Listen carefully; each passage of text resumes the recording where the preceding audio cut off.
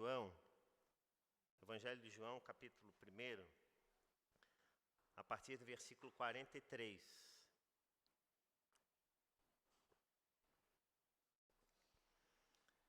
João, capítulo 1, versículo 43. Nos diz assim o texto. No dia seguinte, Jesus resolveu ir para a Galiléia e encontrou Filipe, a quem disse: "Siga-me." E esse Filipe era de Betsaida, cidade de André e de Pedro. Filipe encontrou Natanael e lhe disse: "Achamos aquele de quem Moisés escreveu na lei e a quem se referiram os profetas, Jesus, o Nazareno, filho de José." Então Natanael perguntou: "De Nazaré pode sair alguma coisa boa?" Filipe respondeu: "Venha ver." Jesus viu Natanael se aproximar e disse a respeito dele: "Eis um verdadeiro israelita em quem não existe fingimento algum." Natanael perguntou a Jesus: "De onde o Senhor me conhece?" Jesus respondeu: "Antes de Filipe chamá-lo, eu já tinha visto você debaixo da figueira."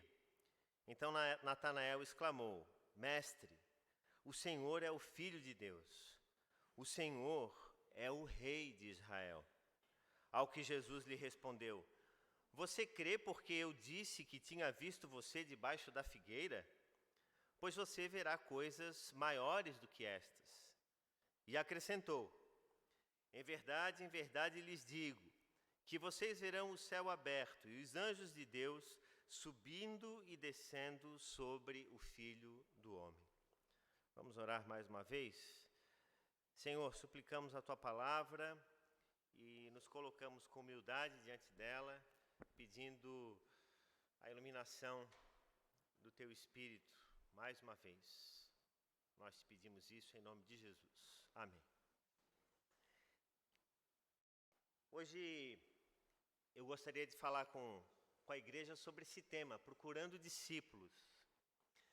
E na verdade eu fiquei numa dúvida cruel, né, na hora de definir o tema, porque eu não sabia se colocava discípulos ou seguidores. Isso porque o texto bíblico que a gente acabou de ler tem muito mais relação com seguidores, em princípio. Porque o discípulo ele se forma depois de que alguém começa a seguir. Então, se você não segue, você não tem como se tornar discípulo. O discípulo é uma etapa posterior. E foi exatamente isso que aconteceu num primeiro momento. Aqueles homens, eles precisavam ou precisariam seguir a Jesus e então, a partir da experiência, do convívio com Jesus, absorvendo os seus ensinamentos, compreendendo a sua palavra, passariam então a se tornar verdadeiros discípulos do Senhor Jesus. E essa semana aconteceu um fato curioso que eu recebi uma notificação na internet, uma oferta que dizia o seguinte: 1.000 seguidores por R$14. Cobrimos qualquer oferta. Não precisa seguir ninguém. 100% seguro e sigiloso. Impulsione seu perfil do Instagram pelo melhor preço. 1.000 seguidores por R$14.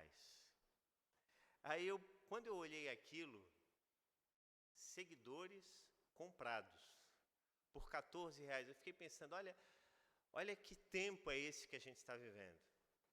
E ainda com uma outra coisa, com uma outra condição. Você compra os seguidores, mas você não tem o compromisso de segui-los também. Ou seja, o egoísmo aqui está latente, né? Então, assim, é só a sua vida sendo exposta, né? É só as suas ideias sendo lançadas e você não tem interesse nenhum com os outros. 100% seguro e sigiloso. Impulsione o seu perfil pelo melhor preço. Os seguidores na sociedade de hoje, eu fiquei me perguntando, são comprados. Mas e Jesus? Quando iniciou o seu ministério, nós vemos com clareza que o tornar-se um seguidor de Jesus, primeiro, você não tinha a menor noção de onde você estaria indo. Quem seria esse que você iria seguir? Portanto, era quase que como diz a expressão, né, um tiro no escuro. Você não tem a menor ideia nem a noção do que vai acontecer. Então, o texto dessa noite, da nossa reflexão, ele fala justamente sobre Filipe e Natanael. Filipe foi procurar Natanael, e procurar é a palavra-chave. Mas, na verdade, quem começa a procurar é Jesus. Quando Jesus, ao encontro de Filipe, olha para ele e diz uma só palavra: me siga, me siga. No mundo onde é mais fácil a gente possuir seguidores virtuais do que seguidores de Jesus, o próprio Cristo nos dá o grande exemplo de como devem agir aqueles que querem segui-lo. A palavra é: vem e vê, não vai e vê. É interessante isso, né?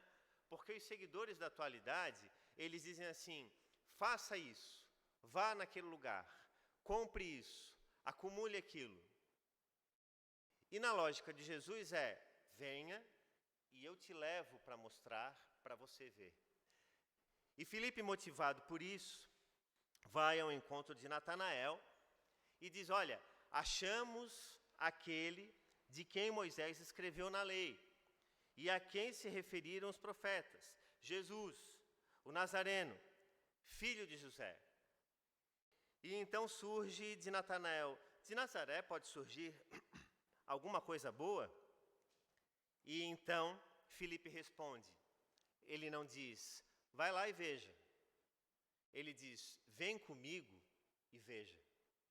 Então isso já nos mostra uma diferença absoluta de como Jesus fazia e de como os discípulos de Jesus se tornavam seguidores e chamavam seguidores para caminhar com ele. Na sociedade de hoje, os seguidores são apenas apontados.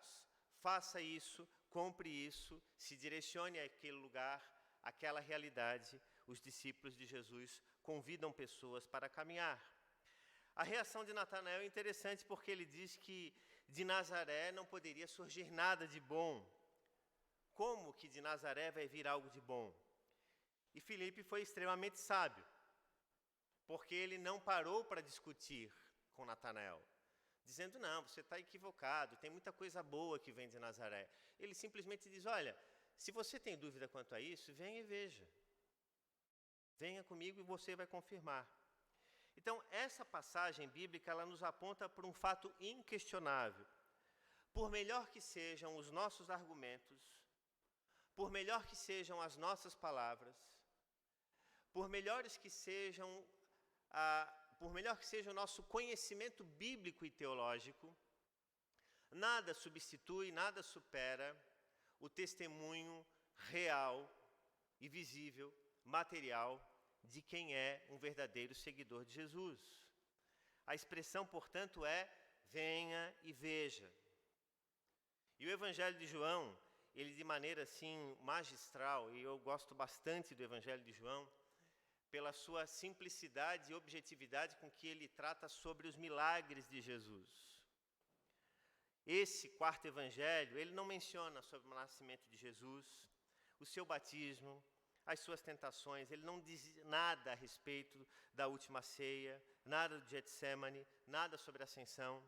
Ele não diz uma só palavra a respeito da cura de pessoas possessas por demônios ou espíritos malignos, mas ele fala de um Jesus extraordinário, um Jesus que transforma homens em discípulos. Pessoas que têm as suas vidas transformadas. E perceba que esse texto que acabamos de ler está no capítulo 1. Então o ministério de Jesus já está acontecendo. Alguns outros destaques que a gente poderia dar ainda a respeito desse evangelho. A encarnação de Jesus, como sendo o único caminho que nos conduz a Deus. A simplicidade da sua composição e do seu conteúdo, nos mostrando que o Evangelho de João ainda é um instrumento poderoso de evangelização. E em tempos de pluralismo, em que tudo é questionado, Jesus deve ser a essência, o centro da nossa adoração. O Evangelho de João, portanto, ele foi escrito para mostrar como Jesus sendo Messias, realizou o seu ministério e como que nós, crendo nele, podemos também alcançar a vida eterna e nos tornarmos discípulos mais eficazes dele.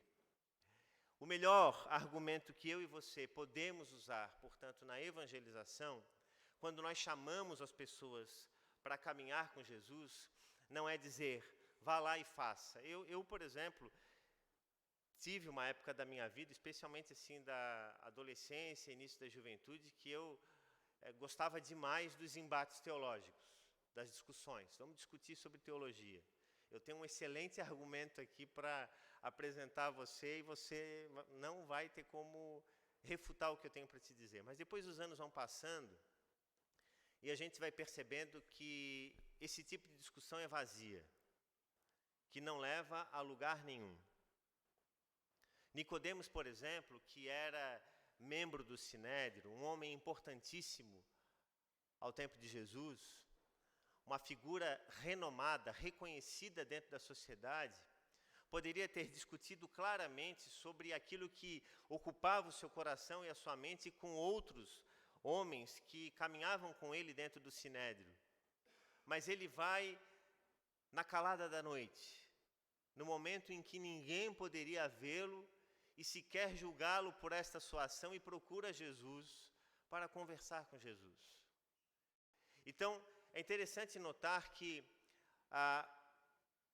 toda a ação que vai em direção à conversão de uma pessoa, ela não depende daquilo que nós falamos, ela não depende da nossa persuasão, da nossa capacidade, da nossa eloquência. O apóstolo Paulo disse isso. O apóstolo Paulo disse que a pregação dele não consistiu em uso de linguagem persuasiva, mas em demonstração do poder e do Espírito. Então, hoje em dia, muito facilmente, e eu já até mencionei isso tempos atrás aqui na igreja, de alguém que me indicou um grupo para participar aí na internet de presbiterianos. Pastor, participa, vai, faz não sei o quê. E entrei lá naquele grupo, eu acho que eu fiquei 1 hora, nem isso. 1 hora porque eu entrei, olhei alguma coisa, saí. Quando eu entrei de novo, eu vi todas as notificações e eu pedi para sair.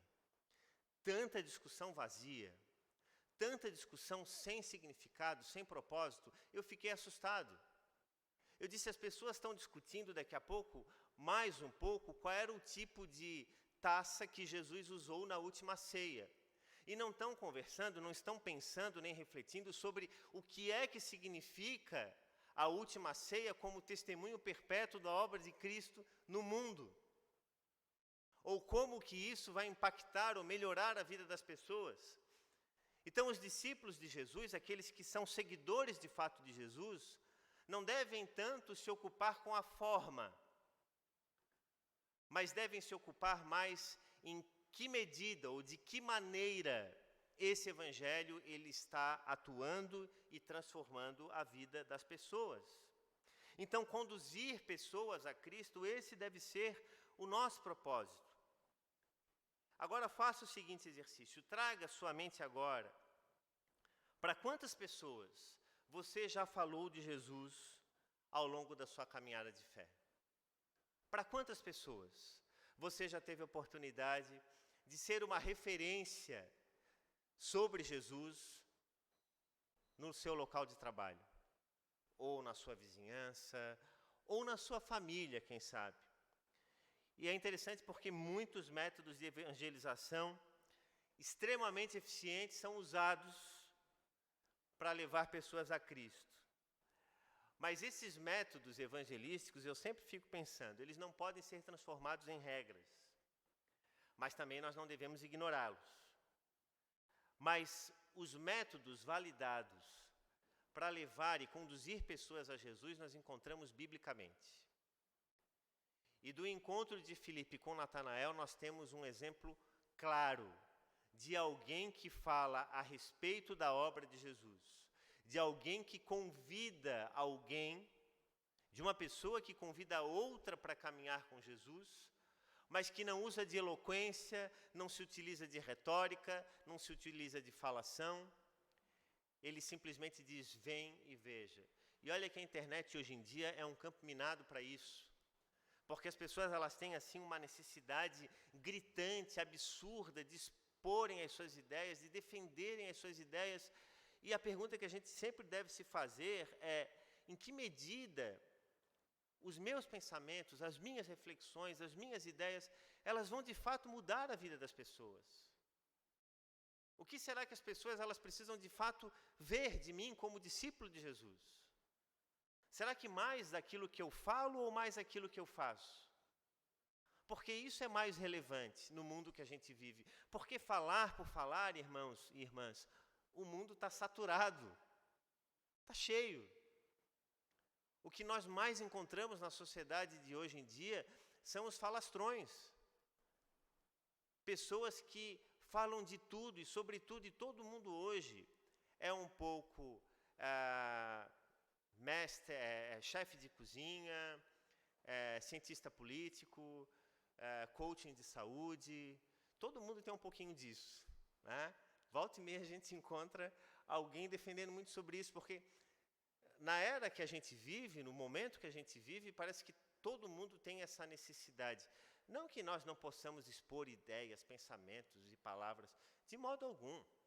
As redes sociais, elas servem para isso, para socializar as nossas reflexões, os nossos pensamentos. Mas é sempre bom a gente pensar, né, em que medida as nossas ações elas estão falando menos do que as nossas palavras. E o que Filipe nos mostra ao apresentar Jesus para Natanael é justamente isso, é que as ações elas falam mais alto do que qualquer palavra a ser proferida. Veja que o apóstolo Paulo fala em 1 Coríntios, capítulo 9, versículo 22, o seguinte: fiz-me fraco para os fracos, para ganhar os fracos. Fiz-me tudo para todos, para por todos os meios chegar a salvar alguns. Então perceba que o apóstolo Paulo diz que o importante é ser fraco, é fazer-se fraco para ganhar os fracos. Então, se tem alguém que é ignorante, e me permita usar essa expressão, não no sentido da brutalidade, da truculência, mas do desconhecimento. Se uma pessoa ela é ignorante em determinada área, em determinado princípio, em determinado conhecimento, não adianta você simplesmente chegar para ela e despejar tudo aquilo que você sabe. Ela não vai ter nem noção do que fazer com isso. Se aproxime das pessoas da forma mais simples possível e da melhor forma que elas possam compreender ou se comunicar com elas. Eu lembro de uma situação inusitada que aconteceu comigo alguns anos atrás, quando eu era pastor lá em Biguaçu. Eu fui visitar uma família uma vez, que eles viviam numa comunidade muito carente, lá em Biguaçu, e o casal eles se separaram, eles moravam numa casa de madeira, e eles resolveram a separação deles da seguinte forma: o marido cerrou a casa ao meio, literalmente. Ele pegou um serrote e cerrou a casa ao meio. Então a gente entrava na casa, tinha um corte assim, no meio da... Sem brincadeira, cerrada. As paredes, o forro, o chão, cerrado. Né? Aí ele estabeleceu a seguinte regra: um lado é meu, um lado é seu, porque a gente construiu juntos. Né? Aí eu lembro que eu era um pouco mais jovem do que eu sou hoje, e eu fiquei me perguntando assim: gente, o que é que eu vou falar por numa situação como essa? Numa casa de uma família em que eles estão separados e que o homem pega um serrote e racha a casa no meio. Então, esse exemplo me veio à mente essa semana, pensando o seguinte: como que a gente vai realmente chegar para as pessoas e falar de Jesus para as pessoas se a gente não se fizer fraco com os fracos? Porque certamente uma pessoa que faz isso, ela não está bem, ela está enferma, ela precisa de ajuda. Então eu não posso chegar na casa de uma pessoa dessa dizendo, até na verdade eu não lembro o que eu disse, mas talvez, na época, pelo tempo que faz, talvez eu tenha até sugerido que arrumasse o meio ali botasse uma madeira, porque aquilo pudesse ser perigoso. Mas eu fico pensando hoje, o que deveria se fazer diante disso? Qual que deve ser a nossa atitude? Quando você vê uma pessoa enferma, no leito de morte, por exemplo, que palavra você vai dizer para ela quando você se aproxima dela? Quando você vê alguma situação difícil na vida de alguém, como que você vai chegar? Você vai dizer o quê? Então, a nossa busca, o nosso desejo deve ser sempre ir em direção a Deus e dizer para o Senhor, Senhor, me dê as palavras corretas para que eu possa fazer aquilo que é da Tua vontade. Porque é muito fácil a gente achando que está fazendo a vontade de Deus, excluir Deus totalmente da nossa vida e fazer apenas a nossa vontade. E esse é um cuidado gigante que nós devemos ter ao longo da nossa vida. Então, esse meio, volto a dizer, usado por Filipe na evangelização de Natanael é exemplar. Mas olha só, observe agora, a partir do versículo 40 a 42, o que diz o texto. André, o irmão de Simão Pedro, era um dos dois que tinham ouvido o testemunho de João e seguido a Jesus. Ele encontrou primeiro o seu próprio irmão, Simão, a quem disse, achamos o Messias, Messias que quer dizer Cristo, e o levou a Jesus. Jesus olhou para ele e disse, você é Simão, filho de João, mas agora será chamado Cefas, que quer dizer Pedro. Olha só que incrível isso. Quem apresenta Jesus para o futuro apóstolo Pedro, aquele a quem Jesus diz, sobre esta pedra edificarei a minha igreja? Quem leva Pedro a Jesus? André, o seu irmão. Quantos evangelhos de André nós encontramos na Bíblia? Quantas passagens magistrais nós encontramos sobre André na Bíblia? Talvez a coisa mais importante que André tenha feito ao longo da sua vida e do seu ministério tenha sido levar o seu próprio irmão aos pés do Salvador. E se ele fez isso, ele já fez algo absoluto, extremamente grandioso, porque Pedro se tornou um dos principais líderes da igreja primitiva. Aquele que era irascivo, temeroso, adiantado nas coisas, meio entrão, mas que era também extremamente apaixonado, vamos assim dizer, amoroso com Jesus. E nós encontramos tantas passagens que nos mostram o diálogo, a conversa de Jesus com Pedro, e quantas vezes nós vemos Pedro sendo citado ao longo dos evangelhos e inclusive no livro de Atos dos Apóstolos. E quantas vezes nós encontramos alguma coisa, alguma reflexão a respeito de André. Então, esta passagem ela também nos serve para mostrar o seguinte, que existem muitas pessoas que às vezes estão preocupadas em convencer o mundo de Jesus, ou falar para o mundo de Jesus, e às vezes se esquecem dos da própria casa. Então, para mim, isso é sempre algo muito pesado, né? Eu tenho uma filha de 7 anos, e eu peço sempre a Deus para que ela seja continuamente uma discípula de Jesus, por toda a sua vida.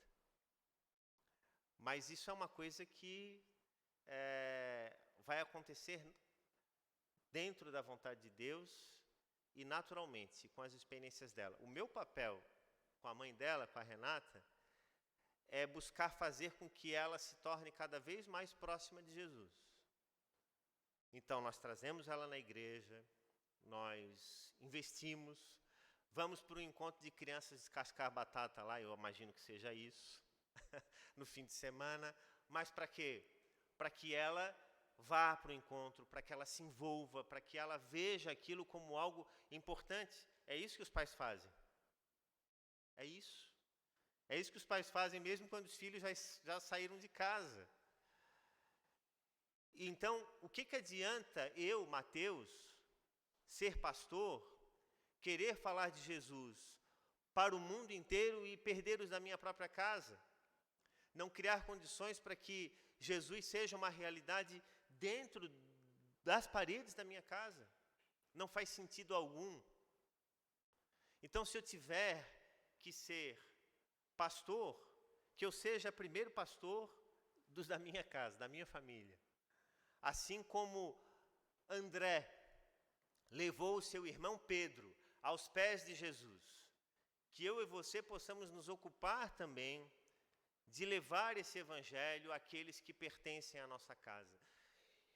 E a palavra nos diz isso, né? Façamos o bem a todos, mas especialmente a quem? Aos da família da fé, ou os da própria casa, aqueles que caminham conosco, aqueles que estão juntos conosco.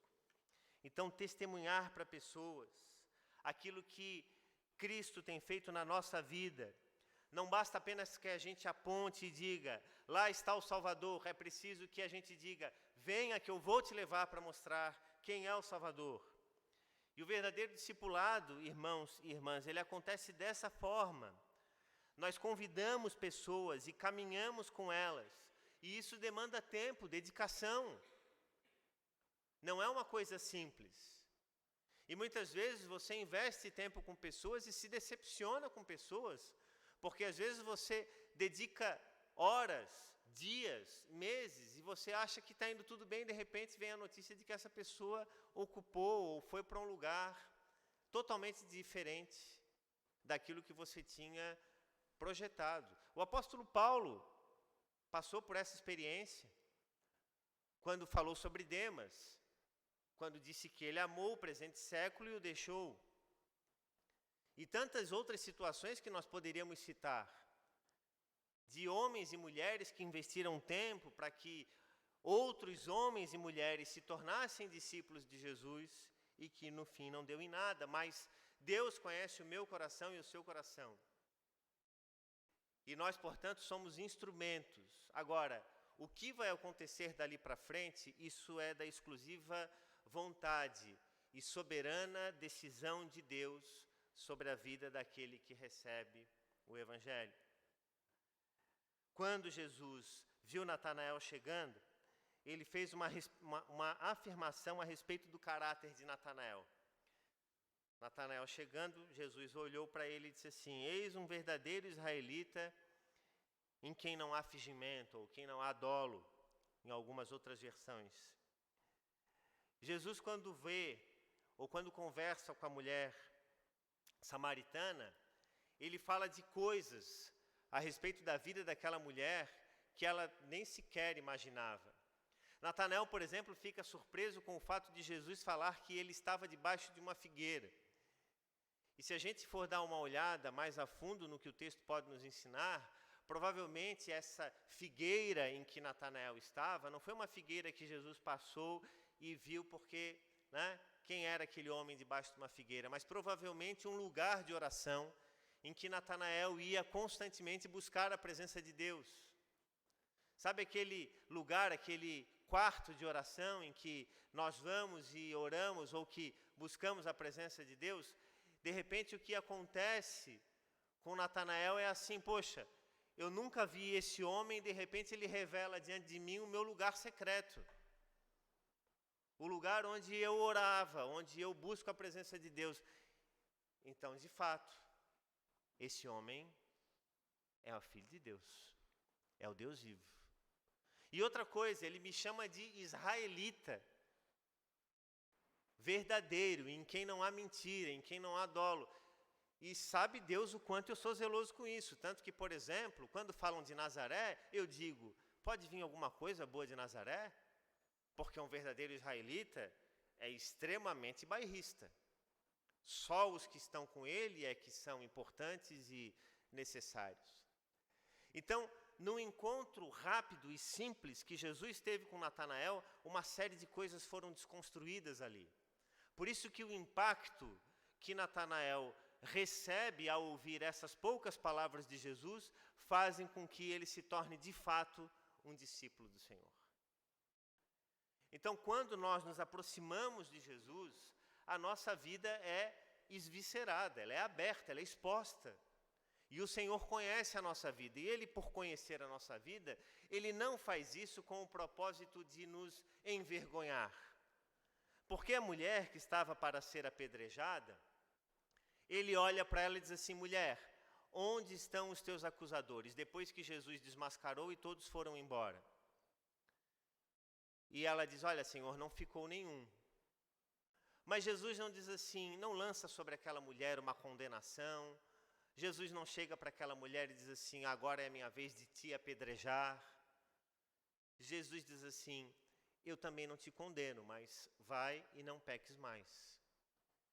Então perceba que do nosso encontro com Jesus, Ele expõe as nossas fragilidades, mas Ele também nos aponta os caminhos para que a gente mude de vida. Para que a nossa visão de mundo, para que a nossa caminhada ela se torne mais diferenciada e cada dia melhor rumo à vontade de Deus. Então nós somos chamados de testemunhas, de discípulos e de seguidores verdadeiros, porque nós vemos ou devemos ver as coisas a respeito de Deus na nossa vida e por isso nós vamos testemunhar. E a pergunta que finalmente eu lhe faço é: o que você tem feito com o que você recebe das mãos do Senhor Jesus? O que eu e você temos feito com tudo isso? Domingo após domingo, ouvindo a palavra da verdade, o que ela tem significado para nós? De que maneira eu posso, de fato, tornar Jesus alguém mais conhecido no mundo que eu vivo? Não digo de você sair com a Bíblia debaixo do braço, falando de Jesus, né, ou como aqueles pregadores que subiam em caixas e ficavam gritando alto, que quase ninguém parava para ouvi-los. Mas numa época em que as nossas ações falam tão alto, ou que deveriam falar tão alto, de que maneira nós temos mostrado Jesus a partir da nossa vida? Que Deus nos desperte para sermos verdadeiros seguidores dele e fazermos outros seguidores, tão verdadeiros e tão reais quanto nós devemos ser. Que Deus nos abençoe com a sua palavra. Amém.